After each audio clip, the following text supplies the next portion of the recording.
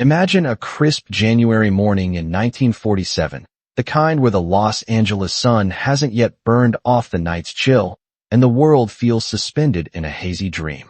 It's just after dawn in the quiet suburb of Leimert Park, a place where families are stirring awake, children preparing for school, and the air carries the faint scent of dew on manicured lawns. But on this day, January 15th, something unimaginable is about to shatter that illusion of normalcy. A young mother named Betty Berzinger steps out for a walk with her 3-year-old daughter, pushing a stroller along the cracked sidewalks of Norton Avenue. She's lost in her thoughts, perhaps planning the day's errands, when her eyes catch something odd lying in the vacant lot ahead. A pale shape half hidden in the weeds, like a discarded mannequin from a department store window. As she draws closer, her heart begins to pound. What she initially mistakes for a broken doll is no toy at all. It's the severed body of a woman, bisected at the waist, drained of blood, and posed grotesquely with her arms bent above her head in a macabre display. The lower half lies a few feet away, legs spread apart, as if inviting the horror to be witnessed. Betty's scream pierces the morning quiet, echoing through the neighborhood like a siren from hell. She clutches her daughter close, shielding her eyes, and rushes to the nearest house to call the police. In that instant, the Black Dahlia murder enters the annals of true crime history, one of the most brutal, baffling, and enduring unsolved cases Hollywood has ever known. Los Angeles in the post-World War II era was a city of contrasts, a glittering beacon of dreams built on the shifting sands of ambition and despair. The war had ended just 2 years prior, and veterans were flooding back, seeking fortune in the film industry or simply a fresh start under the California sun. Hollywood Boulevard buzzed with starlets and hopefuls, neon lights promising fame, while the underbelly teemed with vice, gambling dens, illicit affairs, and a thriving black market. Leimert Park, where the body was found, was a developing suburb south of downtown, dotted with unfinished lots and new homes for the growing middle class. It was meant to be a safe haven, far from the seedy glamour of the Sunset Strip. Yet, evil had intruded here, transforming an ordinary patch of dirt into a crime scene that would haunt the city for decades. News of the discovery spread like wildfire. Reporters from the Los Angeles Examiner and Herald Express descended on the site within hours, their flashbulbs popping as detectives cordoned off the area. The victim was unidentified at first, her face slashed from ear to ear in a gruesome Glasgow smile, her body washed clean and devoid of any personal effects. No blood at the scene suggested she'd been killed elsewhere and dumped like trash. The precision of the cuts, clean, surgical, hinted at a killer with medical knowledge, someone who took perverse pleasure in the mutilation. As the police began their grim work, piecing together the puzzle, the public was already gripped by fear and fascination. Who was this woman? And who could commit such an atrocity? The body was transported to the morgue, where pathologists noted the extent of the torture, ligature marks on her wrists and ankles, cigarette burns on her skin, and evidence of horrific abuse before death. Her intestines had been tucked neatly under her buttocks, a detail that spoke to the killer's chilling composure. Fingerprints were taken, and soon, they matched those of a 22-year-old woman named Elizabeth Short, a drifter from Massachusetts who had come to Hollywood chasing stardom. But as the investigation unfolded, it became clear that Elizabeth's life was far more complex than the tragic ingenue the papers would portray. She was dubbed the Black Dahlia by the press, a moniker inspired by her raven hair and the film noir classic The Blue Dahlia, playing in theaters at the time. It stuck, turning her into a symbol of lost innocence in a city that devoured its own. That morning discovery wasn't just the start of a murder case. It was the ignition of a media frenzy that would expose the dark side of the American dream. Whispers of organized crime, corrupt cops, and celebrity involvement began to swirl. Was Elizabeth a victim of a jealous lover, a sadistic surgeon, or something even more sinister lurking in the shadows of Tinseltown? As we delve deeper into her story, prepare yourself for twists that defy belief and a mystery that refuses to die. The name Elizabeth Short evokes an image frozen in time, a young woman with porcelain skin, dark hair cascading in waves, and eyes that held both hope and secrets. Born in 1924 in Hyde Park, Massachusetts, Elizabeth, or Beth as her friends called her, was the third of 5 daughters in a working-class family. Her father, Cleo Short, built miniature golf courses until the Great Depression crushed his business, prompting him to abandon his family when Beth was just 6. Her mother, Phoebe, raised the girls alone, scraping by as a bookkeeper. Despite the hardships, Beth grew up with a spark, a dreamer's heart, and an unshakable belief that she was destined for the silver screen. By her teens, she was already turning heads with her beauty, her laugh filling rooms, her presence magnetic. But beneath that charm lay a restlessness, a yearning for something bigger than the gray winters of New England. At 19, Beth left home for California, chasing the Hollywood dream like so many before her. It was 1943, and Los Angeles was a wartime boomtown, its streets alive with soldiers, starlets, and schemers. She landed in Vallejo, near San Francisco, to be closer to her father, who had resurfaced after years of absence. Their reunion was tense, strained by old wounds, and soon Beth struck out on her own, bouncing between boarding houses and waitressing jobs. She worked at the Camp Cook military base, serving meals to soldiers, her smile a brief escape for men headed to war. It was here she earned the nickname Black Dahlia among the troops, not for anything sinister, but for her striking dark hair and penchant for wearing black dresses, a nod to the femme fatale of the noir film she adored. Beth's life in Hollywood was a patchwork of fleeting highs and crushing lows. She drifted south to Los Angeles, renting rooms in seedy hotels along Hollywood Boulevard, mingling with aspiring actors and shady promoters. She auditioned for bit parts, but never landed a role. Her days were spent at Schwab's Pharmacy, sipping sodas and hoping to be noticed, while her nights often ended in dimly lit bars, where men bought her drinks and whispered promises of connections. She wasn't a party girl in the reckless sense, but she lived on the edge of a world that demanded beauty and traded in favors. Friends described her as sweet but naive, a woman who trusted too easily, her dreams leaving her vulnerable to those who preyed on ambition. Her romantic life was equally turbulent. Beth had a string of boyfriends, soldiers, pilots, and drifters, each relationship intense but brief. She was briefly engaged to an Army Air Corps officer, Matt Gordon, who died in a plane crash in 1945, a loss that left her heartbroken and adrift. Letters found later revealed her longing for stability, yet she seemed drawn to chaos, to men who offered fleeting affection or a glimpse of the spotlight. By 1946, she was back in Los Angeles, living hand-to-mouth, her dreams of stardom fading against the harsh reality of a city that chewed up hopefuls and spit them out. Beth's final months were a blur of movement. She shuttled between Los Angeles, San Diego, and Chicago, staying with acquaintances or crashing in cheap motels. She was last seen alive in early January 1947, back in L.A., her whereabouts a puzzle of half-remembered sightings. Some said she was spotted at the Biltmore Hotel, others at a nightclub, always alone or with strangers, her black wardrobe a stark contrast to the vibrant city around her. What drove her? Was it desperation, a final push for fame, or something darker pulling her toward her fate? As we peel back the layers of Elizabeth Short's life, we find a woman caught between aspiration and desperation, a figure whose beauty masked a vulnerability that would soon make her a target. Los Angeles in 1947 was a city of dazzling facades and hidden shadows, a place where dreams were sold on every corner but came at a steep price. Hollywood Boulevard glittered with marquees and premier lights, but just steps away, in the alleys and dive bars, a different world thrived, one of hustlers, con men, and predators who fed on the hopefuls flocking to Tinseltown. Elizabeth Short, with her wide-eyed ambition and striking beauty, was one of thousands who arrived seeking stardom, only to find herself navigating a labyrinth of broken promises and dangerous liaisons.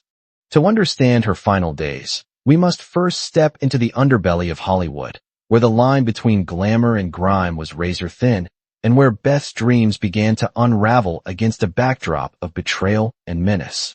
Beth lived in a transient world of rooming houses and cheap cafes, her days a blur of auditions that led nowhere and nights spent in the orbit of men who promised introductions to studio bigwigs.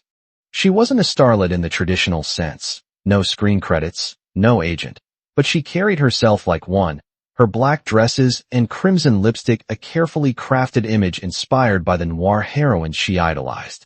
She frequented spots like the Crown Grill and the Formosa Cafe, where actors rubbed shoulders with mobsters and cops turned a blind eye for the right price.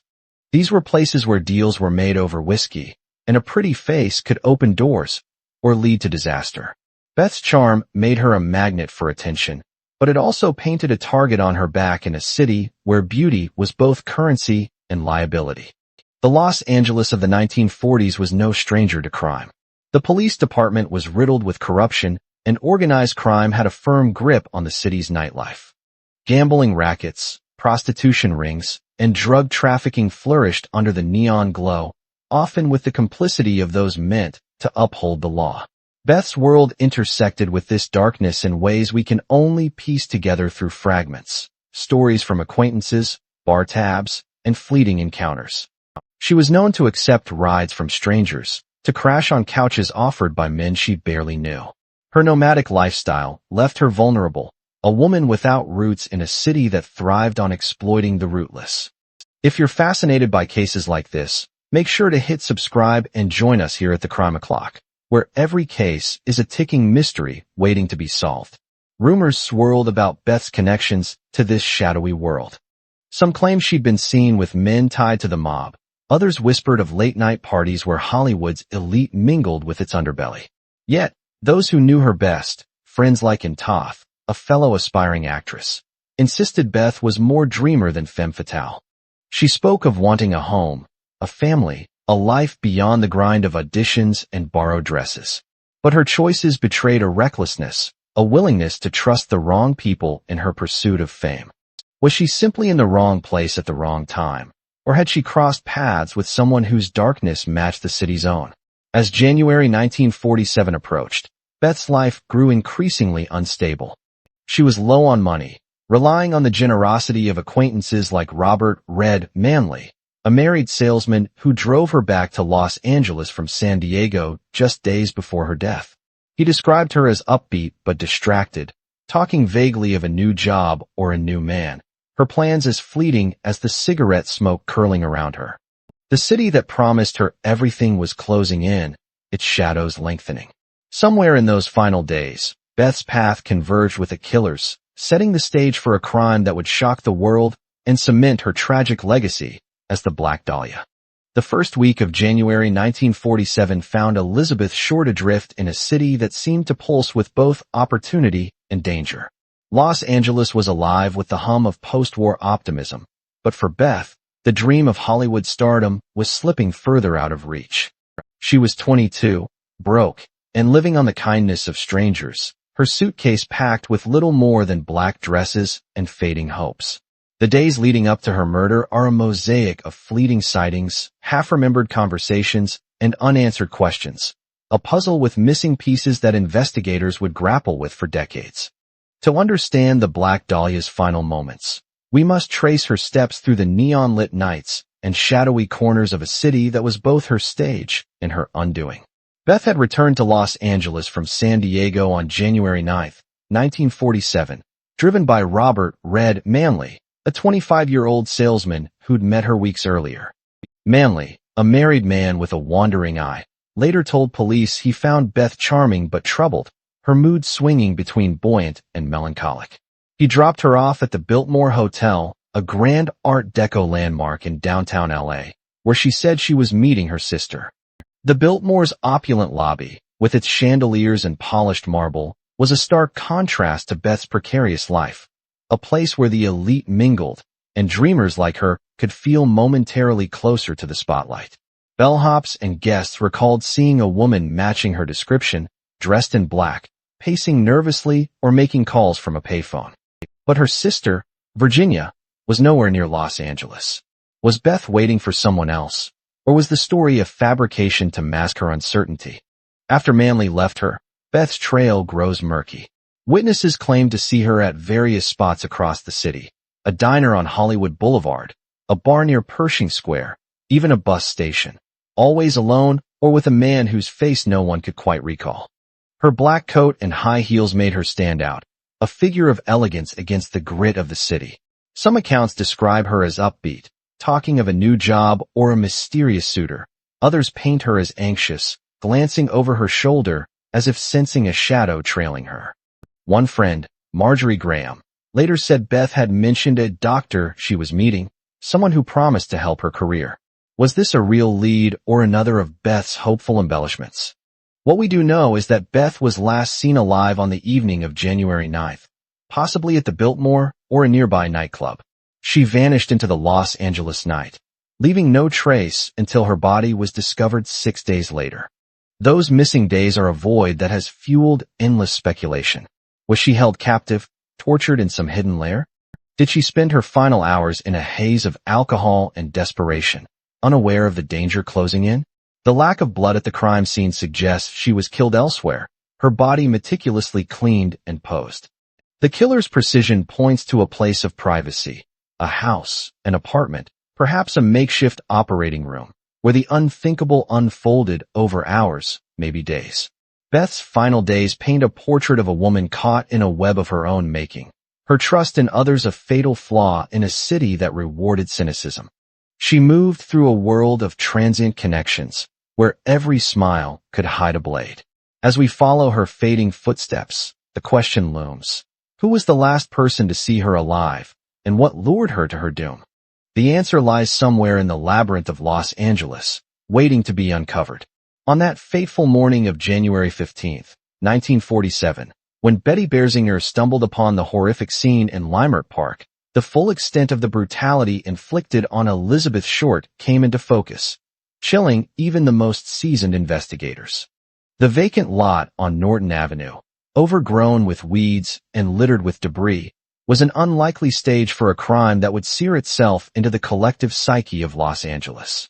The woman who would become known as the Black Dahlia lay there, her body not just murdered but desecrated in a manner that suggested a mind both methodical and monstrous. The details of her death, revealed through the coroner's grim work, painted a picture so grotesque it seemed torn from a nightmare, setting the stage for a case that would captivate and confound the world. Elizabeth's body was severed at the waist with surgical precision, the cut so clean it suggested a skilled hand, possibly someone with medical training. Her blood had been drained entirely, leaving her skin ghostly pale, almost translucent under the morning light. Her face was marred by a ghastly slash from ear to ear, creating a grotesque grin that mocked the life she'd once chased.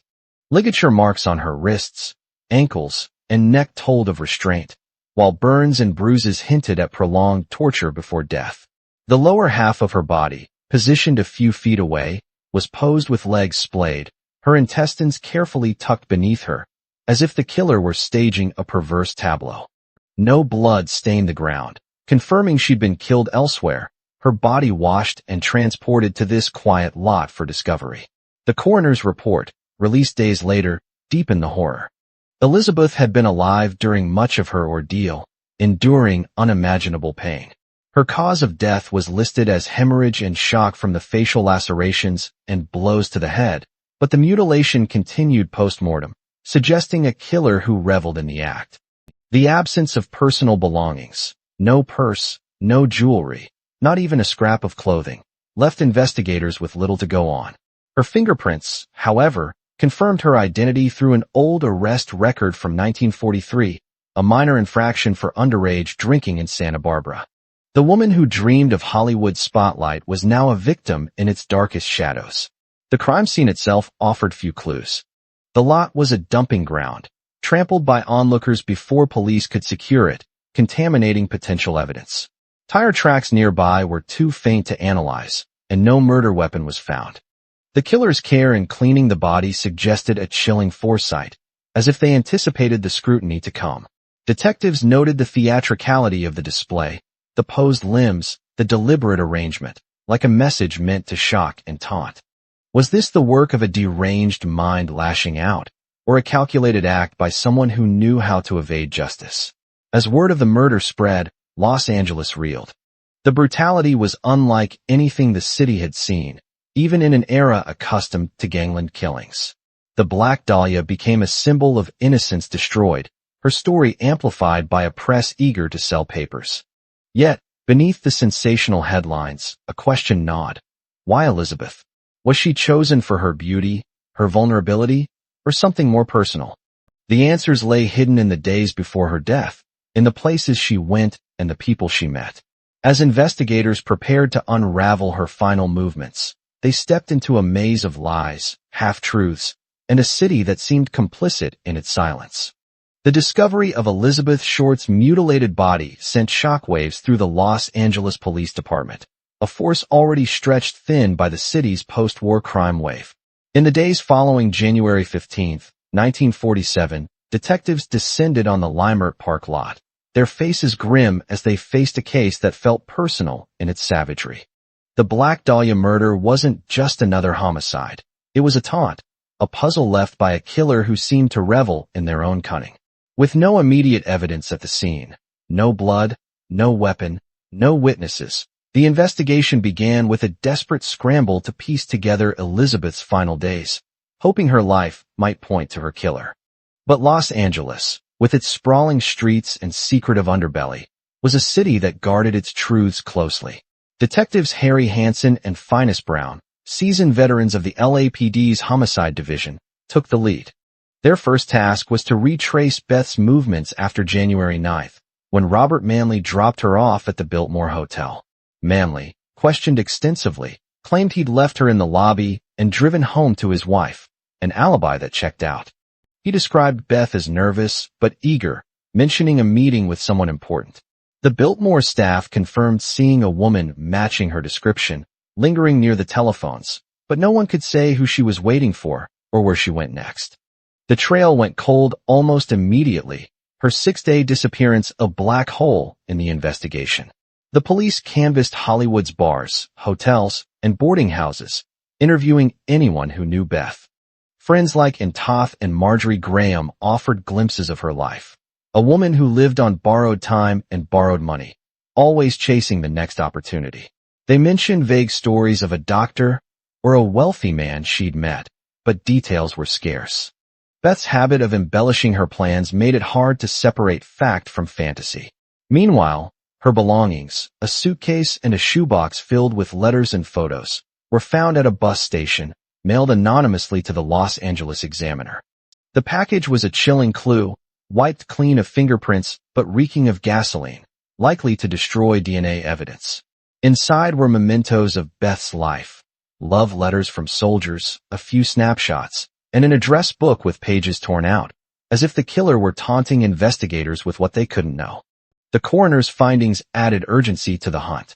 The surgical precision of Beth's wounds pointed to a killer with medical knowledge, possibly a doctor or a butcher. Police began compiling lists of local surgeons, veterinarians, even morticians, anyone with the skill to bisect a body so cleanly. They also explored the possibility of a personal motive. Beth's string of romantic entanglements suggested a jealous lover, but none of her known boyfriends fit the profile of a sadistic killer. The investigation widened to include Hollywood's seedy fringes, nightclub owners, mob enforcers, and shady promoters who preyed on starlets. Yet, every lead seemed to dissolve into the city's haze, the truth slipping through their fingers like smoke. As days turned to weeks, the pressure mounted. The LAPD was under fire for its slow progress, and the public's fear grew. Women in Los Angeles began locking their doors, wary of a phantom killer who could strike with such precision and vanish without a trace. Detectives knew one thing: the Black Dahlia's killer was no amateur. The crime's brutality and the killer's careful erasure of evidence suggested a mind that planned every detail. As they sifted through tips and dead ends, they couldn't shake the feeling that the answer was hiding in plain sight, waiting to be uncovered in the city's dark heart. As the investigation into Elizabeth Short's murder deepened, the Los Angeles Police Department found itself drowning in a sea of leads, most leading nowhere. By late January 1947, the Black Dahlia case had become a sensation, with every tip, no matter how outlandish, pouring into the precinct. Detectives Hansen and Brown sifted through hundreds of interviews, chasing shadows in a city where everyone seemed to have a story about the girl in black. The killer's meticulous cover-up, no fingerprints, no blood, no clear motive, left investigators grasping at possibilities and soon, a gallery of suspects began to emerge from the fog of Hollywood's underbelly. Each one carried a piece of the puzzle, but none seemed to fit perfectly, leaving the case teetering on the edge of obsession. First on the list was Robert "Red" Manley, the salesman who last saw Beth alive at the Biltmore Hotel. His nervous demeanor and admitted attraction to Beth made him an early focus. He described their brief encounter in San Diego and the drive back to Los Angeles, insisting he'd left her safe and sound. His wife corroborated his alibi, and a polygraph test cleared him, but his story left gaps. Why was Beth so vague about her plans? Next, police turned to Beth's former boyfriends, like Gordon Fickling, an Army lieutenant she'd dated in 1945. His letters to her were passionate, but not violent, and he was stationed far from Los Angeles at the time of the murder.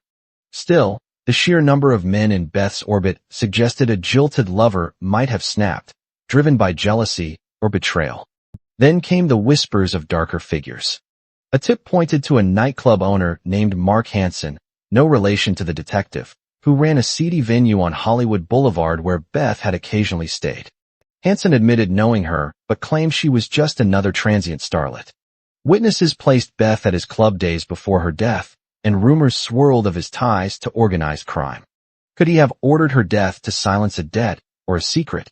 Another lead came from a doctor named George Hodel, a brilliant but eccentric physician with a taste for the macabre. His medical expertise matched the killer's precision, and his Hollywood home was a hub for bohemian parties where Beth might have crossed paths. Hodel's own son, years later, would accuse him, citing cryptic overheard conversations, but in 1947, police lacked the evidence to pin him down. If you're fascinated by cases like this, make sure to hit subscribe and join us here at the Crime O'Clock, where every case is a ticking mystery waiting to be solved. The most chilling suspect emerged when an anonymous letter, pieced together from newspaper clippings, arrived at the Examiner. Signed, the Black Dahlia Avenger. It taunted police with promises to turn himself in, only to vanish into silence. The letter included details only the killer could know, like the placement of Beth's body, but its author was never traced. Was it a cruel prank or the killer gloating from the shadows? Detectives also investigated reports of similar crimes, a string of unsolved murders of young women in Los Angeles, some with eerie parallels to Beth's mutilation. The possibility of a serial killer loomed, but no concrete links emerged. Each suspect brought new questions, but none provided answers. The police were chasing ghosts in a city that thrived on illusion, where alibis were as slippery as the neon-lit streets. As the investigation stretched on, frustration grew, and the public's fascination turned to impatience. The Black Dahlia's killer was out there, hidden among the dreamers and schemers, and the detectives could feel the weight of a case that refused to be solved. The Black Dahlia murder didn't just grip Los Angeles, it consumed it. By late January 1947, Elizabeth Short's gruesome death had ignited a media frenzy unlike anything the city had seen. Newspapers like the Los Angeles Examiner and Herald Express splashed her story across front pages, their headlines screaming of the werewolf killer and the tortured starlet. The moniker Black Dahlia, coined by reporters riffing on her dark wardrobe and a recent noir film, transformed Beth from a struggling drifter into a mythic figure, a tragic symbol of Hollywood's broken dreams. But the press wasn't just reporting the story, they were shaping it, amplifying rumors, and muddying the investigation with sensationalism that sent detectives down countless false trails. The media's obsession fueled public hysteria. Reporters hounded the LAPD, publishing every leaked detail, no matter how unverified. When the killer mailed Beth's belongings, a suitcase, photos, and an address book, to the Examiner, the paper turned it into a circus, printing grainy images of her love letters and speculating wildly about her secret life. The address book, with its missing pages, sparked theories of a high society cover-up, implicating everyone from movie stars to politicians.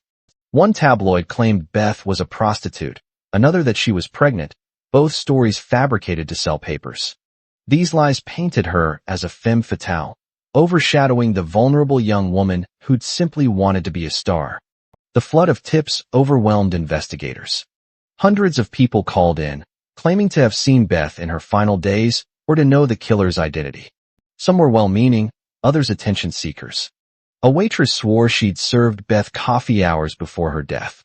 A cabbie claimed he'd driven her to a shadowy rendezvous. Each lead had to be checked, pulling detectives away from solid evidence. Then came the false confessions. Dozens of men, and even a few women, walked into police stations, claiming to be the Black Dahlia's killer. One, a drifter named Daniel Voorhees, spun a vivid tale of luring Beth to a motel, only for his story to collapse under scrutiny. Another, a soldier named Joseph Dumais, had a bloodstained uniform and a foggy memory of a drunken night, but his timeline didn't match.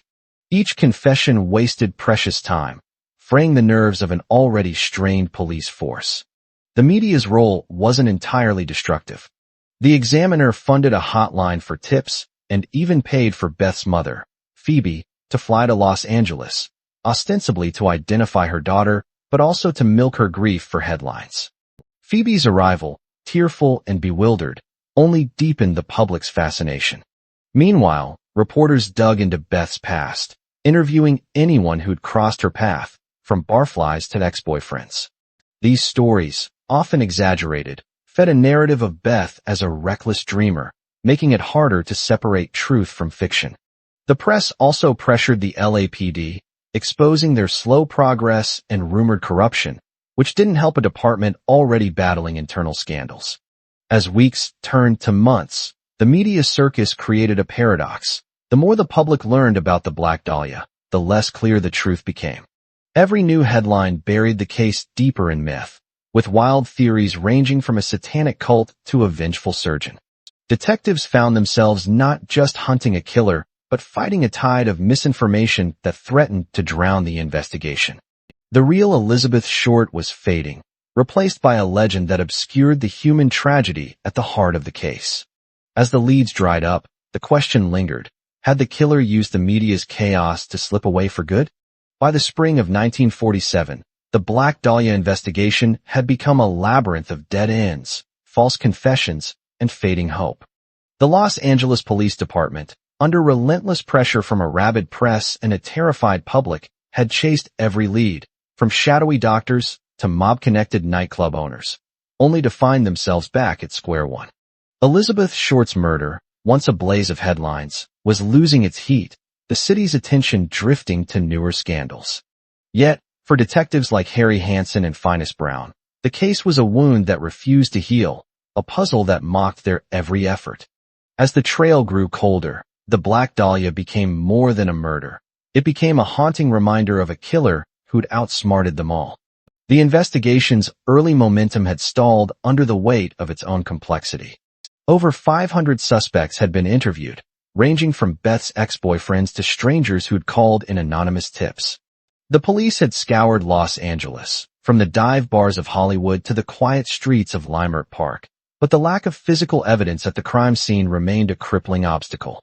The killer's precision, cleaning the body, leaving no fingerprints, and dumping it in a public lot, suggested a meticulous planner who knew how to erase their tracks.